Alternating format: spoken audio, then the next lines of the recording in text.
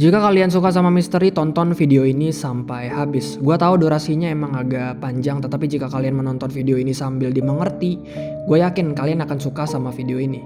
Halo semuanya, nama gue Andre dan kali ini gue akan merecap sebuah film berjudul The Girl with the Dragon Tattoo. Michael merupakan seorang jurnalis. Dia baru-baru saja menjadi daya tarik media massa karena telah menulis artikel tentang seberapa jahat dan kriminalnya Hans-Erik Wennerstrom. Jadi Hans-Erik merupakan pendiri sekaligus pemimpin dari perusahaan yang bernama Wennerstrom Group, perusahaan terbesar di Swedia. Di artikelnya Michael menulis bahwa Hans-Erik memakai uang negara untuk melakukan perdagangan senjata dengan Ustaše Kroasia. Jadi Ustaše Kroasia merupakan kelompok fasis dan teroris yang anggotanya telah mencapai lebih dari 100.000 orang. Bayangkan 100.000 orang dan mereka semua merupakan orang-orang fasis dan teroris. Karena artikel yang ditulis oleh Michael tidak didukung dengan bukti yang jelas, maka dari itu Hans-Erik sendiri menyatakan bahwa artikel tersebut hoax. Karena sudah mencemarkan namanya, Hans-Erik menuntut Michael. Untuk menjernihkan pikirannya setelah sekian lama tidak merokok, Michael merokok lagi.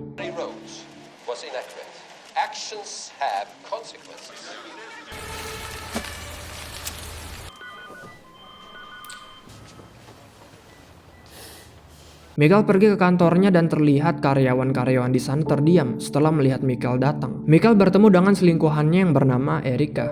Erika merupakan pendiri sekaligus pemimpin dari perusahaan berita yang bernama Millennium, tempat Michael bekerja serta mempublish artikelnya. Dirk Frude yang merupakan seorang pengacara merekrut Dragan Armansky, CEO dari perusahaan yang bernama Milton Security, untuk mengecek latar belakang Michael. Milton Security merupakan perusahaan keamanan paling kompeten dan terpercaya di Swedia. Dragan menyuruh hackernya yang paling cerdas bernama Lisbeth untuk mengecek latar belakang Michael. Lisbeth berpenampilan seperti emo, rambut mohak, alis berwarna putih, memakai tindik, memakai anting berukir naga hitam dan fisiknya lumayan kurus. Dia mempunyai masalah mental karena traumanya di masa kecil. Setelah dicek latar belakangnya, Lisbeth berkata bahwa Michael bersih. Tidak ada satupun rekor kriminal, menampilkan dirinya dengan apa adanya dan sangat antusias. Lisbeth memberitahu hal personal Michael.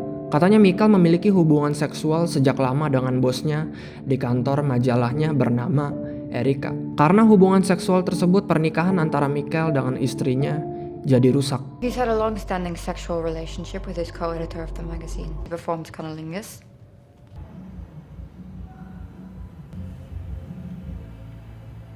Karena penasaran, ketika sampai rumah, Lisbeth mencari hubungan antara Dirk Frude dengan Hans-Erik. Ternyata Dirk Frude merupakan pengacara sekaligus penasehat keuangan dari seorang yang bernama Henrik Wenger. Henrik merupakan pendiri sekaligus pemimpin dari perusahaan yang bernama Wenger Industri. Jadi Wenger Industri juga merupakan salah satu perusahaan terbesar di Swedia. Nah, ternyata Hans-Erik sebelum mendirikan perusahaannya sendiri yaitu Wennerstrom Group, dia juga sempat pernah bekerja sebagai akuntan di Wenger Industri. Jadi Hans-Erik keluar dari Wenger Industri lalu membuat perusahaannya sendiri yaitu Wennerstrom Group. Di malam hari, Michael bersama dengan anaknya yaitu Nila dan istrinya yaitu Pernilla mengadakan makan malam. Pernilla khawatir jika Michael masuk penjara. Khawatir bukan tentang Michaelnya, tetapi tentang uangnya. Jika Michael di penjara, pasti masalah finansial akan muncul. Mom's worried. About me? About the money.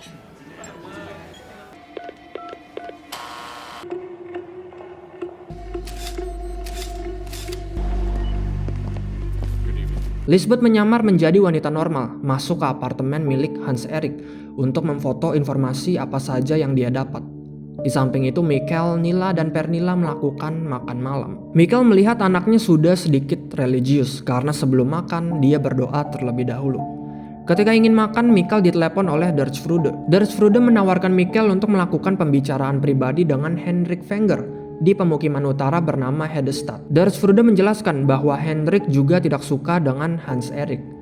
Mendengar kalau Henrik juga membenci Hans-Erik, Michael menerima tawaran tersebut. Siapa tahu Michael mendapatkan informasi yang bisa menjadi bukti pendukung artikelnya. Soalnya Hans-Erik pernah bekerja di perusahaan Wenger Industri. Besoknya Michael pun pergi ke utara yaitu sebuah kawasan yang bernama Hedestad. Nila, what are you doing? Light of life. Light of what? But he would love to speak to you in person, if possible.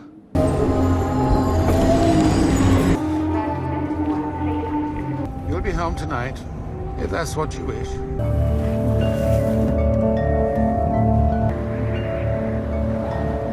Mikkel diantarkan oleh Derchfrude ke tempat tinggalnya Henrik.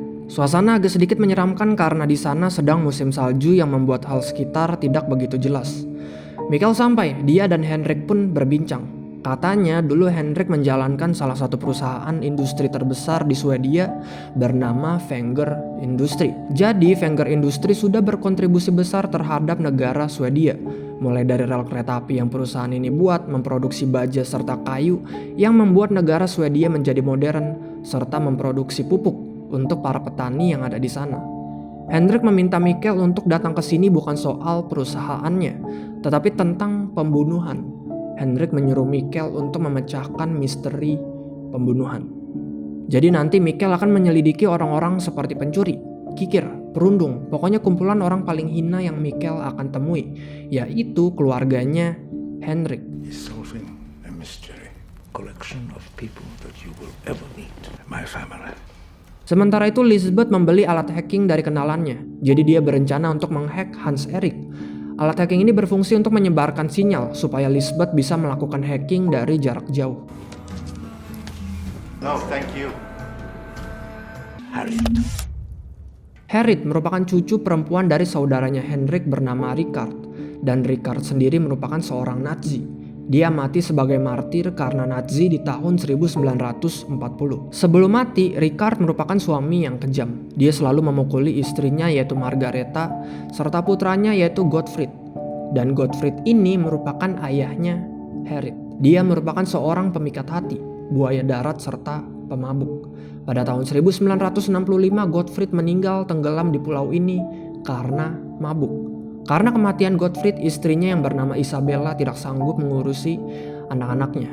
Karena itu anak-anak mereka yaitu Harriet dan Martin diserahkan ke Henrik untuk diurusi. Sekarang Martin yang memimpin perusahaan Wenger Industri setelah Henrik pensiun.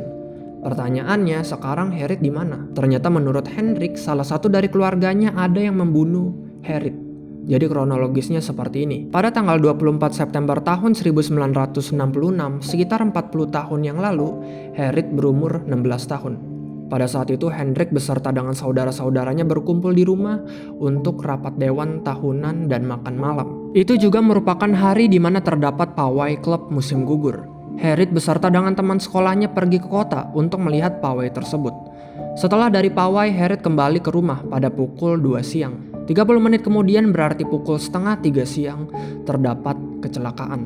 Semua orang meninggalkan kegiatan mereka untuk melihat kecelakaan tersebut, termasuk Henrik beserta dengan saudara-saudaranya.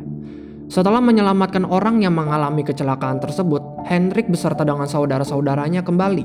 Mereka semua melakukan makan malam dan disitulah Henrik tersadar kalau Harriet tidak ada. Besok paginya dan seterusnya dan sampai sekarang Harriet tidak ada. Menurut Henrik, Harriet tidak mungkin kabur karena jika ia petugas pemadam kebakaran pasti tahu kalau Harriet menyeberang jembatan, soalnya pemadam kebakaran berada di jembatan tersebut semalaman. Dan jika ingin kabur pasti harus keluar dari kawasan Hedestad. Dan jika ingin keluar dari kawasan Hedestad harus menyeberangi jembatan tersebut. Mungkin tenggelam di pulau dan meninggal. Kata Henrik tidak, soalnya tidak ada yang bisa menemukan jasad Harriet. Kenapa Henrik yakin bahwa Harriet dibunuh? Soalnya selama 40 tahun ini Henrik diberikan hadiah berupa lukisan dari orang misterius. Dan lukisan ini sejenis dengan lukisan yang Harriet berikan kepada Henrik ketika Henrik berulang tahun. Who knows about this? Now you. You have a very keen investigative mind. Awalnya Mikkel menolak karena kasus ini sepertinya mustahil untuk dipecahkan, tetapi setelah Henrik menawarkan sesuatu, Mikkel mulai mempertimbangkannya. Yang Henrik tawarkan yaitu uang sebesar 2 kali lipat dari gajinya Mikkel dan informasi mengenai Hans Erik. Henrik berkata bahwa artikel yang Mikkel tulis itu benar, cuman buktinya saja yang belum kuat. Mikkel disuruh untuk menginap di pondok sana, lalu mempelajari segala material yang Henrik kirim. Hans Erik. You just couldn't prove it.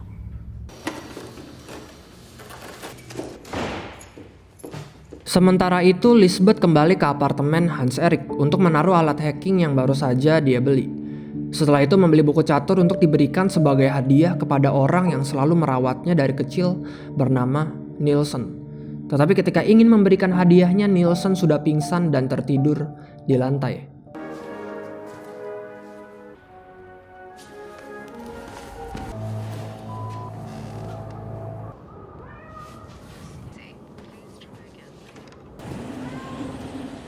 Terlihat pondok yang Michael tempati sangat kosong. Udah gitu di sana tidak ada sinyal. Ada kucing mengeong dan karena kasihan Michael membiarkan kucing tersebut masuk. Setelah itu Michael pergi ke toko untuk membeli makanan dan minuman sekalian juga makanan untuk kucing. Sementara itu Lisbeth membawa Nielsen ke rumah sakit dan ternyata Nielsen mengalami pendarahan otak.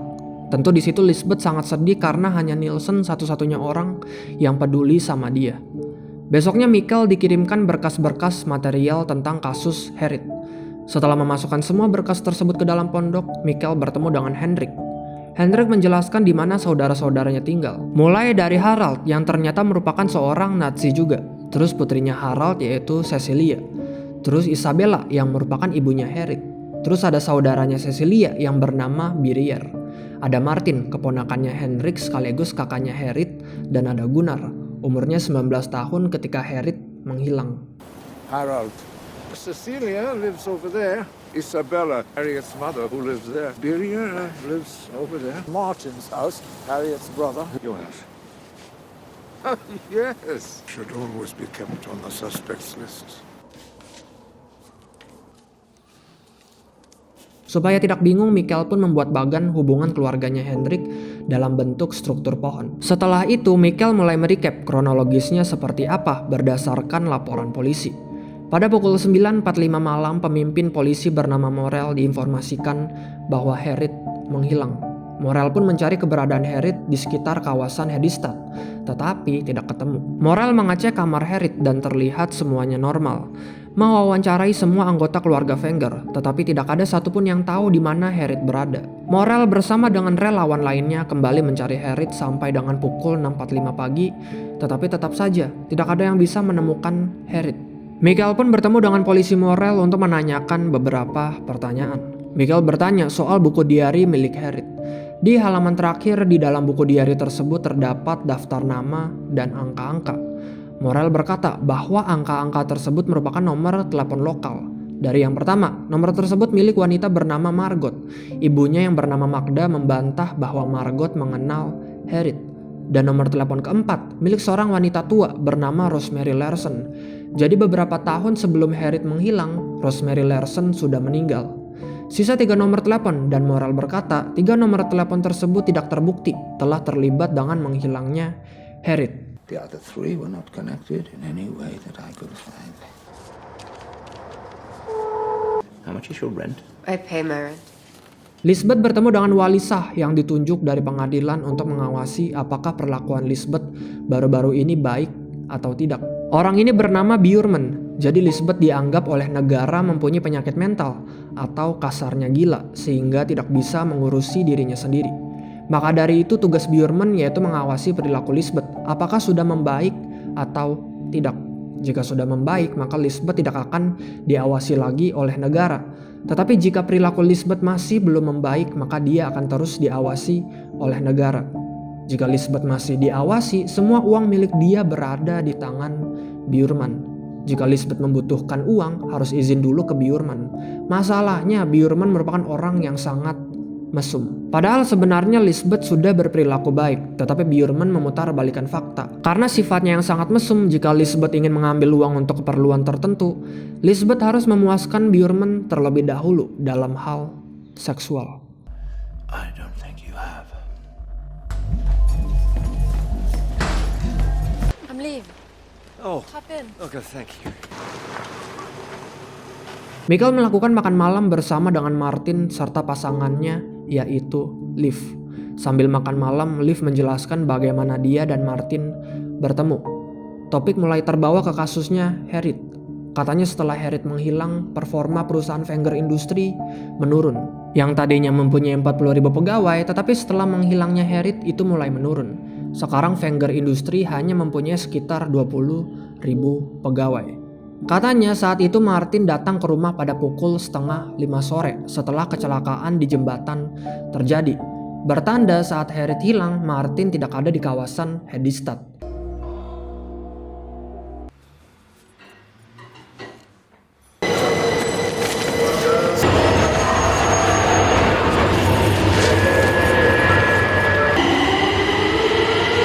Sementara itu ketika Lisbeth sedang tenang-tenangnya berjalan, tiba-tiba ada orang yang mencoba untuk mencuri tasnya. Tetapi untungnya Lisbeth berhasil mengejar dan meraih kembali tasnya, lalu pergi. Cecilia mampir ke pondok Michael untuk melihat proses kerjanya Michael. Cecilia sungguh terkejut setelah melihat bagan keluarganya dalam bentuk struktur pohon. Michael bertanya, berhubung waktu itu Cecilia seumuran dengan Harriet.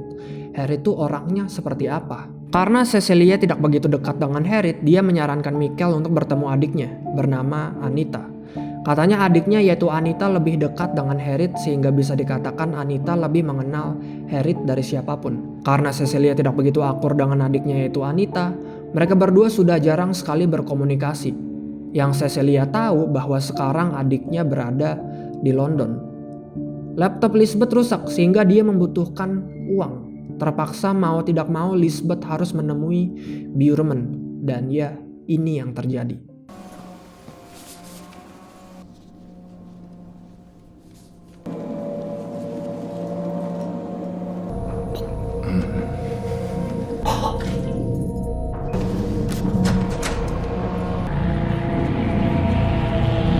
Michael pergi ke London untuk bertemu dengan adiknya Cecilia yang bernama Anita.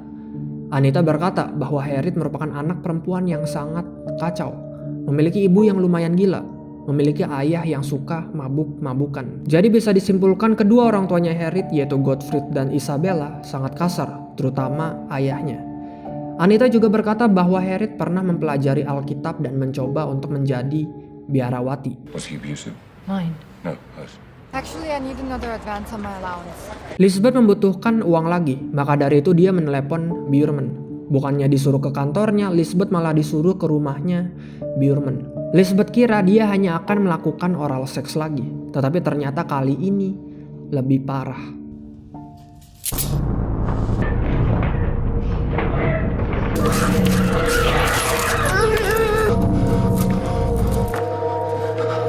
Dan untungnya Lisbeth mempunyai rencana. Dia membawa kamera kecil di tasnya untuk merekam semua perbuatan hina yang dilakukan oleh Bjorman. Setelah dilecehi begitu parahnya, Bjorman memberikan Lisbeth sebuah cek lalu menyuruhnya untuk pergi. Lisbeth mandi dan terlihat saking parahnya kelamin serta anusnya dia mengalami pendarahan.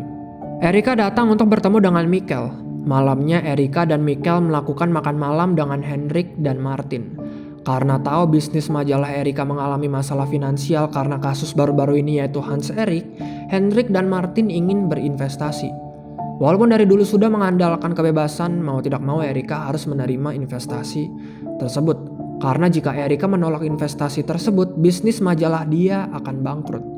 Berita pun menyebar tentang Wenger Industri yang berinvestasi ke perusahaan majalahnya Erika, yaitu Millennium. Tentu mendengar hal ini Hans Erik agak kesal. Seharusnya Millennium sudah bangkrut, tetapi dengan dukungan Wenger Industri, perusahaan majalah ini masih bertahan.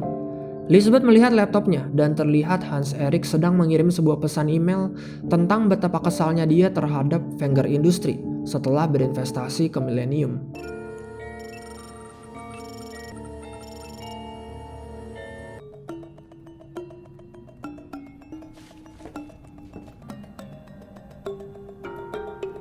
Michael mulai melihat-lihat foto dan mencoba untuk mencocokkan siapa aja yang ada di foto tersebut. Michael menemukan satu foto, terlihat Harriet sedang berada di pawai musim gugur. Michael pun pergi ke arsip untuk melihat sisa fotonya. Sementara itu, Lisbeth pergi ke rumah Bjorman. Lisbeth berkata kalau dia membutuhkan uang lagi. Lisbeth masuk dan dia langsung menyetrum Bjorman.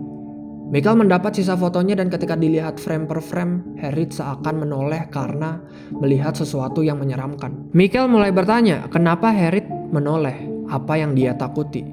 Lisbeth menyiksa Bjorman. Lisbeth menyuruh Bjorman untuk membiarkan dia mengakses uangnya sendiri. Bjorman juga harus bilang ke pengadilan bahwa Lisbeth sudah membaik sehingga tidak perlu lagi diawasi. Jika Bjorman tidak melakukan itu, video yang berisi dia melakukan hal hina akan tersebar seperti virus di internet. Bjorman pun mengangguk. Sebelum dibiarkan pergi, Lisbeth mentato badan Bjorman dengan tulisan, "Aku adalah babi pemerkosa."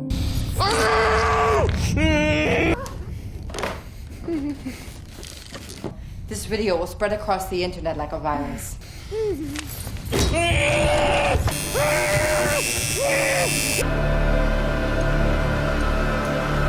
Michael sangat senang karena anaknya yaitu Nila tiba-tiba berada di pondok. Katanya Nila ingin pergi ke kota Skellefteå sehingga sekalian kesini untuk mampir beberapa jam. Michael dan Nila pun makan bersama sambil berbincang.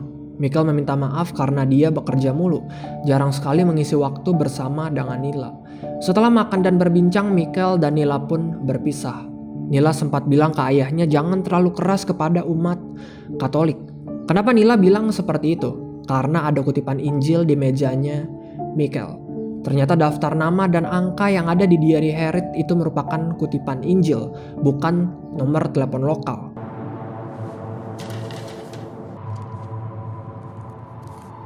Or a sorcerer shall be put to death by stoning.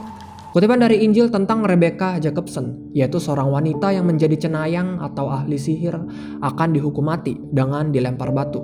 Jika merpati adalah persembahan dosa, pendeta akan memelintir kepalanya, memotong sayapnya, dan membakarnya di atas altar. Michael pun bertanya ke Morel bagaimana Rebecca Jacobson meninggal.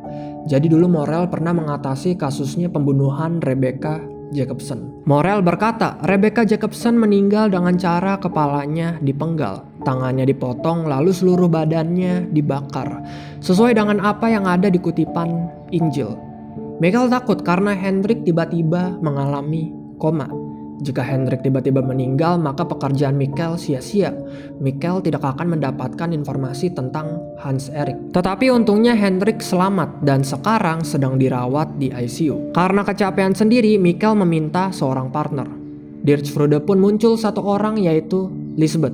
Dia memberitahu Michael bahwa Lisbeth lah yang mengecek latar belakangnya sampai sedetail-detailnya. I may have found something. I need a research assistant. Can you authorize that? She did the background check on you. The what?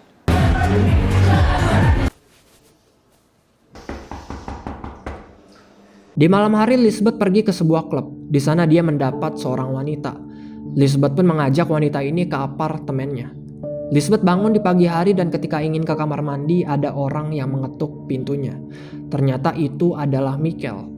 Michael membawa sarapan pagi untuk Lisbeth. Dia ke sana hanya ingin mengajak Lisbeth untuk menyelidiki kasus pembunuhan seorang wanita. Jika Lisbeth tidak mau, maka Michael akan mencari partner lain. Sorry, I didn't realize you had some company. Put some clothes on. Get rid of your girlfriend. Bye. Hi. If you touch me, I'll more than allow me. That won't be necessary. You gonna sit down? You know, you should eat that. Elizabeth, can I call you Elizabeth? I want you to help me catch a killer of women.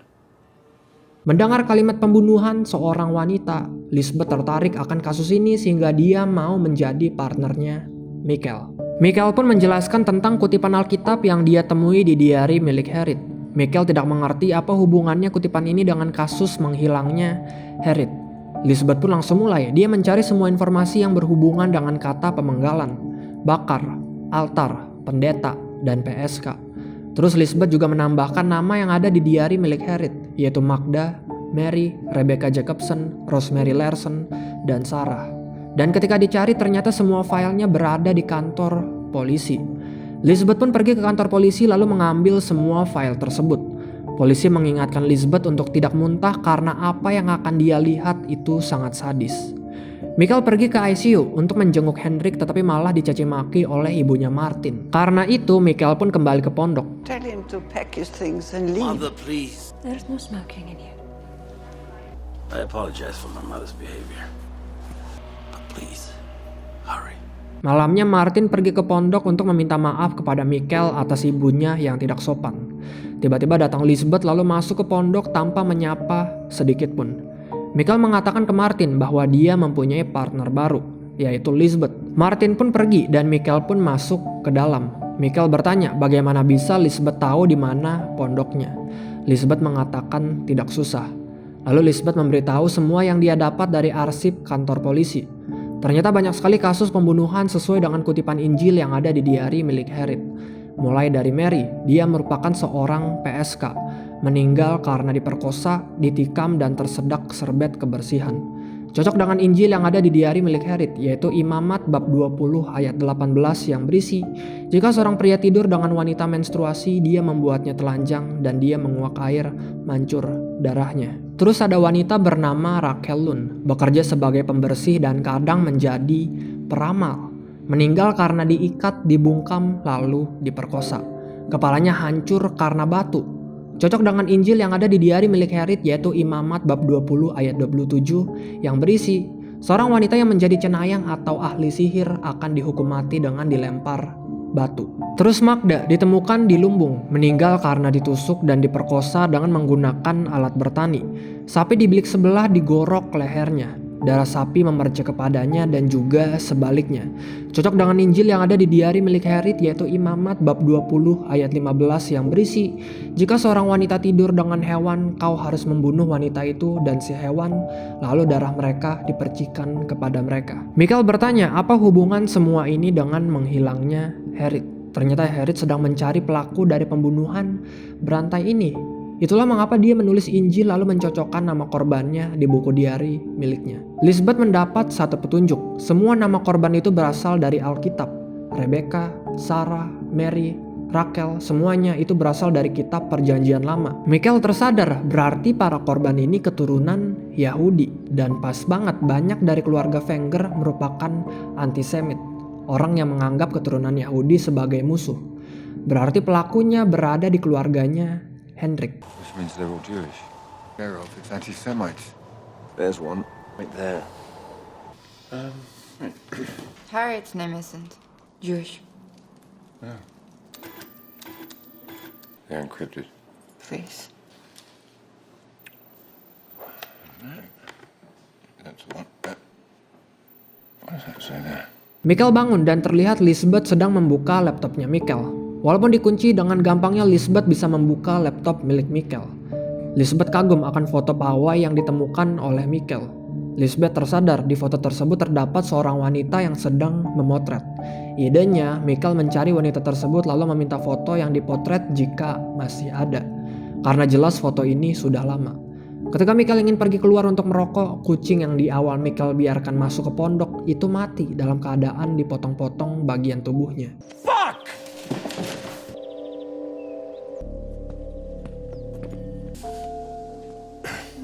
You were taking pictures too that day. Singkatnya, Michael menemukan wanita yang ada di foto yang sedang memotret. Dia pun meminta foto pawai di waktu itu jika masih ada.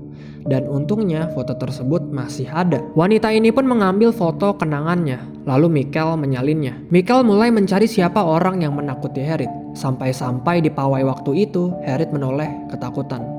Michael pergi ke tempat di mana ayahnya Harriet dan Martin, yaitu Gottfried, meninggal. Setelah itu Michael masuk ke rumah Harriet dan Martin yang sekarang sudah kosong. Ketika ingin kembali ke pondok, ini yang terjadi.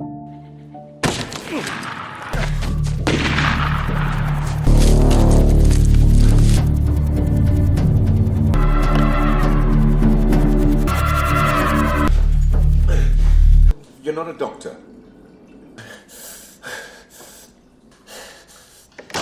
Fucking madness. Michael berhasil kembali, lalu Lisbeth pun membantu menjahit lukanya. Supaya tenang, Lisbeth memberikan Michael sedikit ritual yang bisa membuat orang tenang, yaitu seks. Awalnya Michael tidak mau, tetapi karena butuh, mereka berdua pun melakukan seks. Michael bangun di pagi hari dan Lisbeth sudah menyiapkannya sarapan, yaitu secangkir kopi dan sehelai roti panggang. Jadi bisa dikatakan mereka berdua senang bekerja bersama menyelidiki kasus ini. I like working with you. I like working with you too. Wenger Industries Records. That's what I want. Michael dan Lisbeth pun pergi menemui Dirkschroede dan Martin. Michael meminta izin untuk melihat semua catatan milik Wenger Industries. Awalnya Dirkschroede tidak mau, soalnya selama berbisnis lebih dari 120 tahun pasti ada aib-aib yang tidak boleh diketahui oleh orang lain.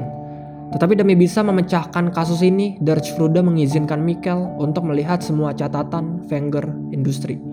Mikkel menyuruh Lisbeth untuk mencari kaitan apapun tentang Wenger Industri dengan kota tempat para wanita ini dibunuh. Lisbeth pun pergi ke arsip Wenger Industri dan memulai penyelidikannya. Sementara Mikkel pergi menemui Harald yang merupakan seorang Nazi sekaligus ayahnya Cecilia. Kenapa Mikkel pergi menemui Harald? Karena Harald sempat memotret beberapa foto ketika kecelakaan di jembatan Hedestad terjadi. Mikkel meminta potret foto milik Harald ketika kecelakaan di jembatan Hedestad terjadi dan ketika melakukan pencarian Harriet. Ada satu foto yang membuat Mikkel bertanya. Foto tersebut diambil ketika orang-orang mencari Harriet. Di foto tersebut ada satu orang yang buram. Mikkel pun bertanya Harald, siapa itu? Dan ternyata itu adalah anaknya Gottfried, yaitu Martin. Di sini Michael tersadar bahwa Martin berbohong. Martin mengaku bahwa ketika Harriet menghilang, dia tidak ada di kawasan Hedestad. Dia mengaku berada di kawasan lain, tetapi terlihat di foto ini Martin sepertinya juga sedang mencari Harriet. Sementara itu Lisbeth menemukan sesuatu yang menarik. Ternyata para wanita ini dibunuh di kota yang sama dengan perusahaan Wenger Industri berada. Contoh, Rebecca Jacobson dibunuh di Hedestad dan kebetulan sekali salah satu perusahaan Wenger Industri berada di Hedestad. Terus Mary dibunuh di kota Kalmar dan kebetulan sekali salah satu perusahaan Wenger Industri berada di kota Kalmar. Dan seterusnya sampai ini bukan kebetulan lagi. Terus Lisbeth menemukan bahwa dulu Wenger Industri bekerja sama dengan perusahaan Carlon Konstruksi. Nah, salah satu pekerja pembersih di perusahaan Carlon Konstruksi ini ada seorang wanita yang bernama Raquel Lund. Wanita yang dibunuh karena diikat, dibungkam, lalu diperkosa.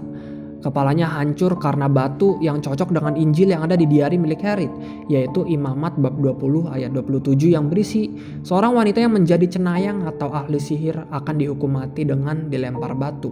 Ada lagi, Wenger Industri bekerja sama dengan perusahaan Carlson dan perusahaan Carlson ini berada di kota Kalmar, kota yang sama di mana pembunuhan Mary terjadi. Nah, yang selalu dikirim oleh Wenger Industri sebagai perwalian untuk melakukan kerjasama dengan perusahaan lain itu adalah Gottfried, ayahnya Harriet dan Martin.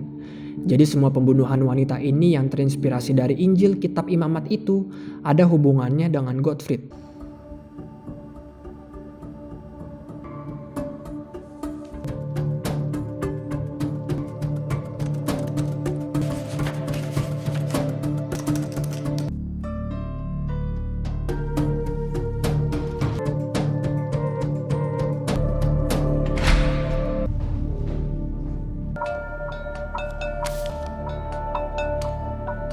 Hello, Martin.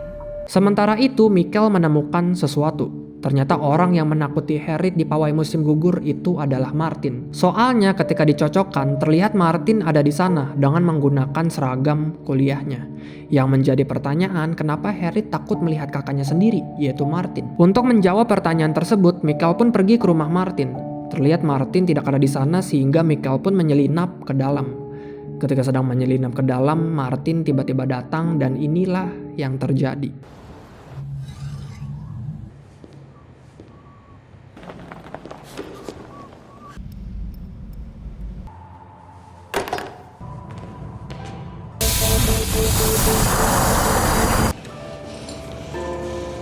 Lisbeth juga sudah menemukan bahwa orang yang menakuti Harriet di pawai musim gugur itu adalah Martin. Dia pun langsung kembali ke pondok untuk memberitahu Mikkel.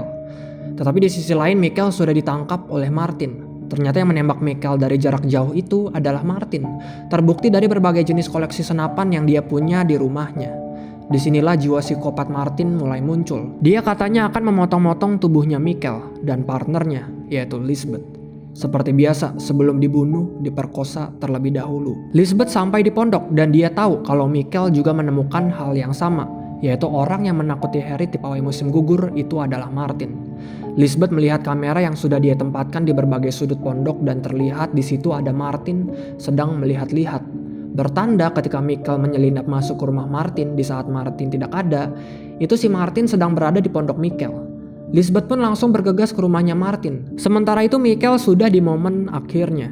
Sebelum dibunuh, Martin mengaku bahwa semua korban wanita yang dibunuh sesuai dengan Injil Imamat itu adalah perbuatan dia dan ayahnya yaitu Gottfried. Beda dengan ayahnya yang membiarkan korban-korban ini berceceran seperti piala, Martin lebih pintar. Dia membunuh seluruh korbannya dengan berpikir rencananya terlebih dahulu. Martin membunuh korban pertamanya ketika berumur 16 tahun setelah ayahnya meninggal. Jadi bisa dikatakan Martin merupakan pengganti ayahnya. Korban pertama yang dia bunuh merupakan teman kelasnya bernama Lena Anderson. Di sini tidak dijelaskan bagaimana Martin membunuh Lena Anderson. Tetapi kalau berdasarkan buku, Martin membunuh Lena Anderson dengan cara membakarnya sampai hangus. Setelah membakarnya, menggergaji kepalanya lalu kepala tersebut dibuang ke dasar laut. Jadi bisa dikatakan dari umur 16 tahun Martin sudah menjadi pembunuh. Bahkan sekarang dia menikah dengan Liv hanya untuk mencari santapan. Setiap wanita yang dia bawa ke rumah akan dibunuh di ruang bawah tanah ini. Ketika Michael ingin disayat-sayat seluruh anggota tubuhnya dengan menggunakan pisau, untungnya Lisbeth datang. Lisbeth memukul Martin dengan menggunakan tongkat golf. Getting hard. Irina down there in that cage. Just another girl. Found her. You useless fucking detective.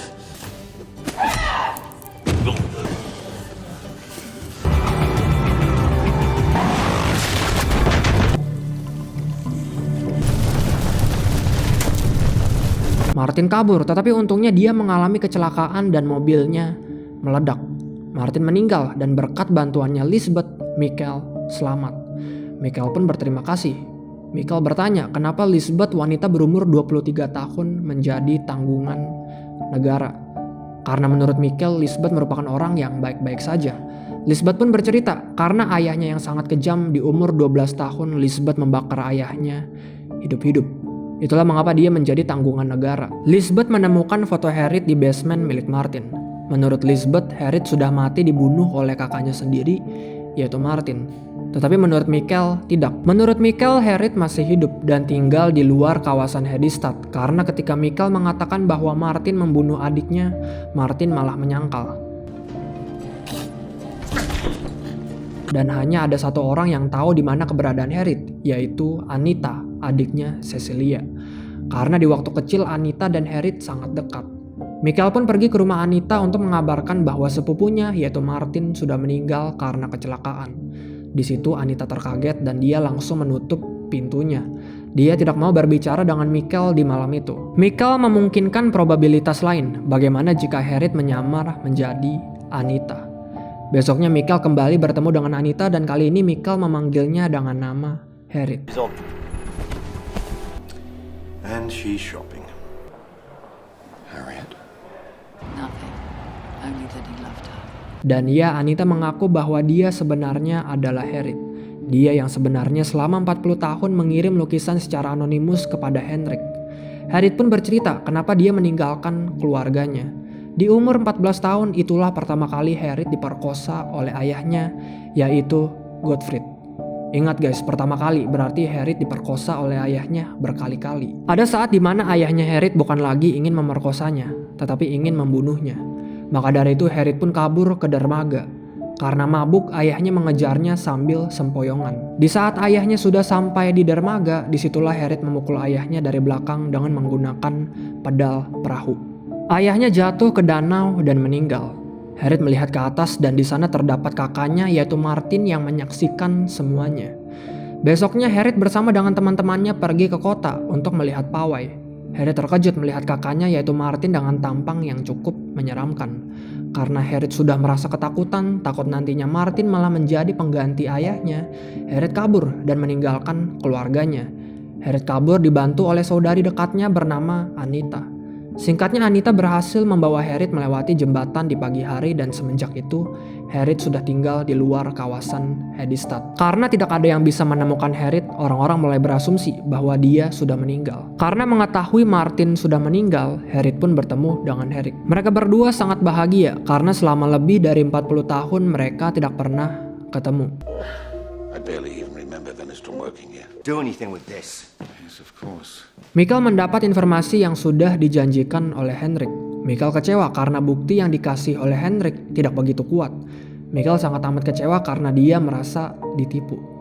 Tetapi karena Lisbeth sempat menghack komputer milik Hans Erik, dia mungkin bisa membantu. Lisbeth memberikan semua file yang ada di komputer milik Hans Erik. File-file tersebut berisi tentang bagaimana Hans Erik mencuci uang dari penjualan senjata dan narkoba.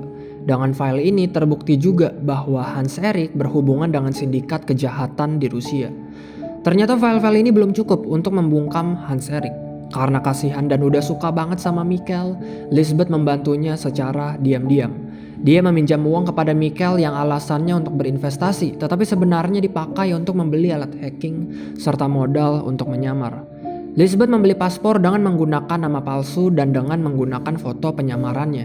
Setelah itu pergi ke berbagai negara lalu menetap di hotel. Setelah itu melepas semua penyamarannya, lalu Lisbeth menghack semua akun rekening milik Hans Erik. Setelah berhasil menghack semua akun rekening milik Hans Erik, Lisbeth mencuci semua uang yang ada di rekening tersebut, mengubah uangnya menjadi obligasi, terus mendeposit uangnya, dan berbagai proses pencucian uang lainnya. Yes, that looks correct. A Swedish tourist vacationing.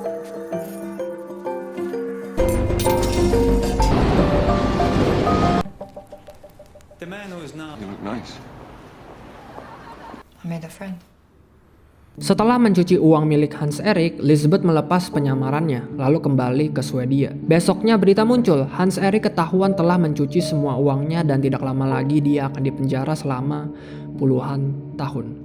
Lisbeth sangat senang karena dia sudah membantu Mikkel. Maka dari itu, karena sekarang adalah hari Natal, Lisbeth berencana untuk memberikan Mikkel sebuah hadiah. Lisbeth pun membeli hadiahnya, yaitu sebuah jaket hitam, lalu membungkusnya sebagai kado. Dia juga menulis kartu Natal untuk Mikkel. Tetapi ketika ingin mengantarkan hadiahnya, Mikkel sedang bersama dengan Erika. Di sini Lisbeth tersadar. Mikkel sudah mempunyai pasangan dan dia tidak akan meninggalkan pasangannya hanya demi seorang wanita emo yang masa kecilnya sungguh kacau. Dengan kecewa, Lisbeth pun membuang kadonya, lalu pergi.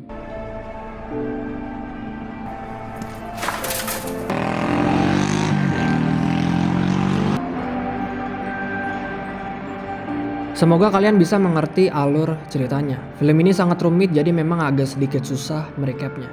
Film ini merupakan salah satu film misteri terbaik yang pernah dibuat. Bukan cuma bikin penasaran, tetapi juga bikin emosional. Emosional karena di akhir Lisbeth tetap berakhir kesepian. Padahal Lisbeth sudah menemukan seseorang yang peduli padanya, tetapi orang ini malah bersama dengan wanita lain. Terima kasih yang sudah menonton. Jangan lupa untuk share, like, dan subscribe. Sekali lagi terima kasih guys, dan sampai jumpa di video selanjutnya. Bye-bye.